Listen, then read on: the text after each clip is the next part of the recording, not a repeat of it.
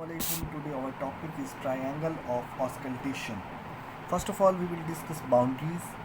जो inferior boundary है वो हमारे पास latissimus dorsi से बनती है. ये देखिए ये inferior boundary. ये हमारे पास medial boundary है जो कि हमारे पास trapezius से बनती है. And this is our lateral boundary which is formed by medial border of scapula.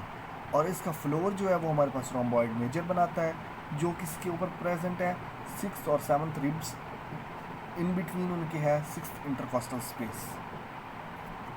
अगर हम इधर देखें तो ये हमारे पास है लैटिसिमस डॉर्साई वाली बाउंड्री, ये हमारे पास ट्रेपीजियस वाली बाउंड्री और ये हमारे पास स्कैपुला वाली बाउंड्री.